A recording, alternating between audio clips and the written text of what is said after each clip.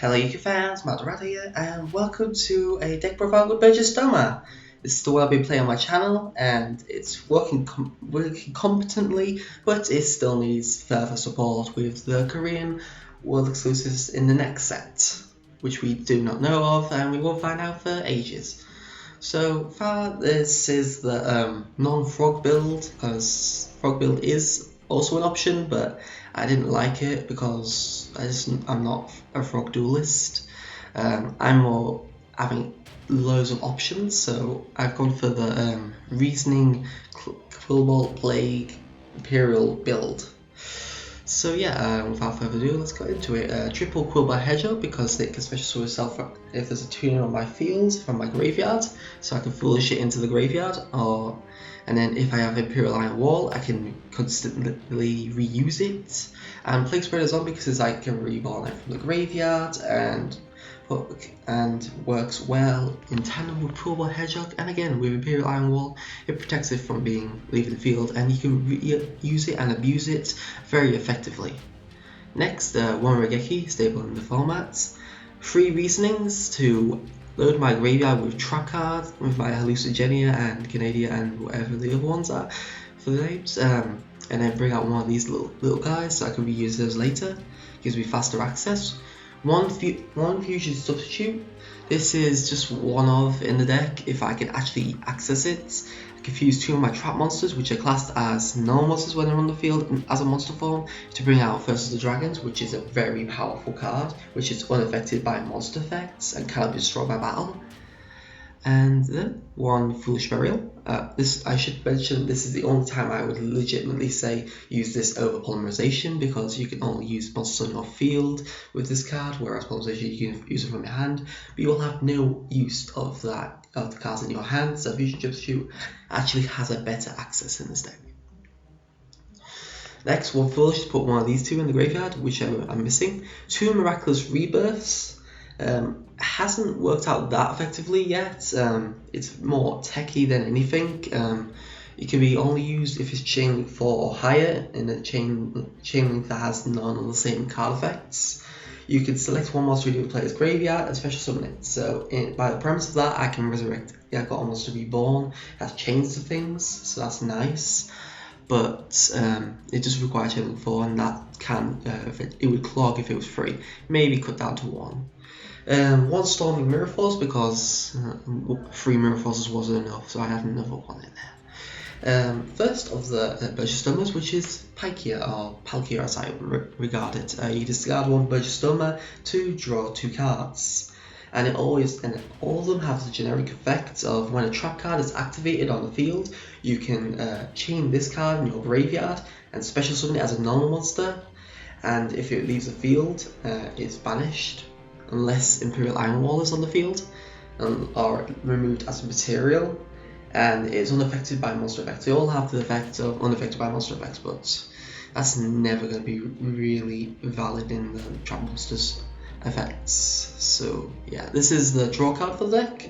Next, 1 Bottomless staple, and next on to the MST of the deck, Unloined or whatever it's called, which has just the MST effect to tag one spell trapping card in the field and destroy it, and the same generic effect underneath. Triple Mirror Force because you don't have much presence until you bring out Anomaly Karis, so good early game.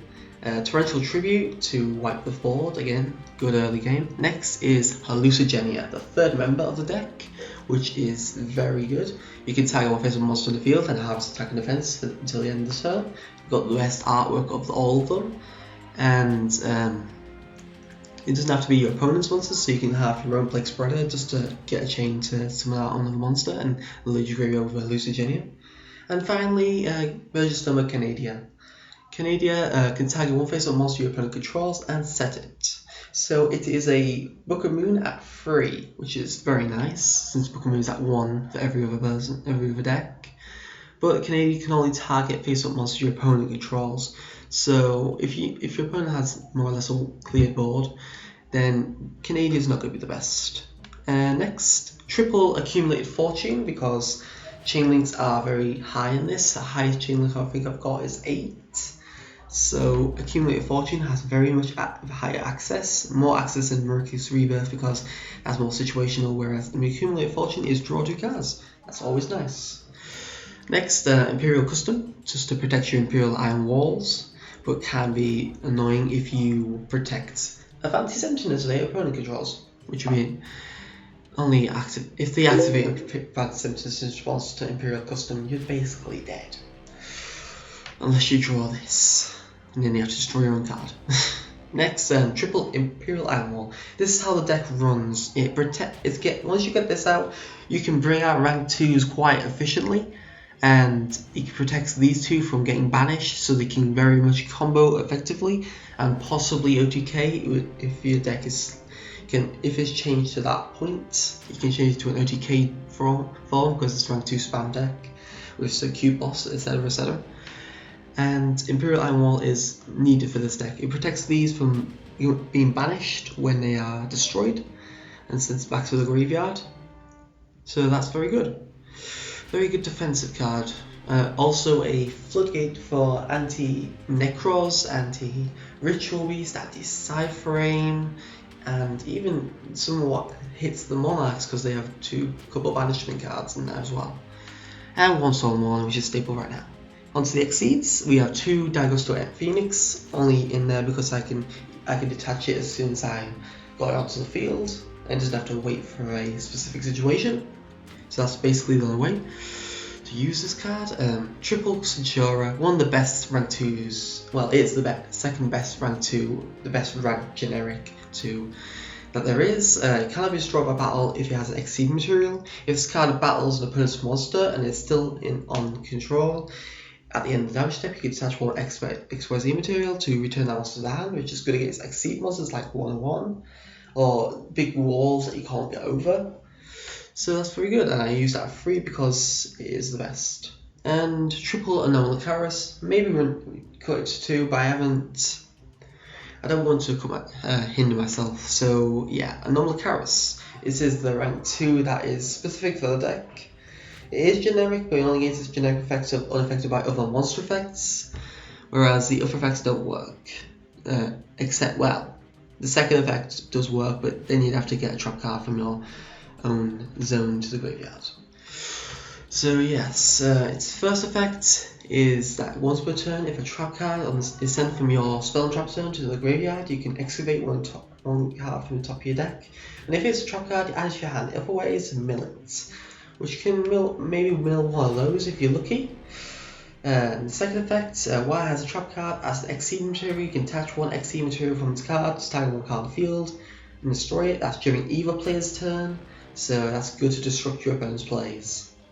And next into the synchro options, which is Herald of the Arclight, very nice card. 2 Hesters, because you're more likely to bring out level 4 synchro than level 6 or level 8 or level 10.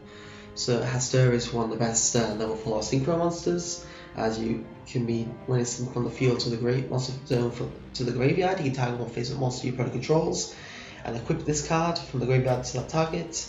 And if this card is removed while attached to that card, you can control it. While it's attached, that monster cannot attack and its effects are negated, which is very nice. And it's getting put in the tin, so that's nice too.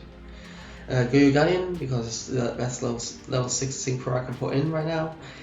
Omega, because it helps with my already banished cards by resupplying them to the graveyard. And Leo as a non-targetable monster, and same for Thistle's Dragons with the Fusion Substitute. So yeah, I hope you enjoyed this deck profile, and leave your comments below if you've got any suggestions on how to make it a bit better. I'm not using the frog build because I'm not a frog duelist, and I prefer this build over that one. I think it's a little bit more consistent and more fun, gives you a lot more options. So yeah, please like, subscribe if you enjoy this and want to see further content. Matt Durant, signing out.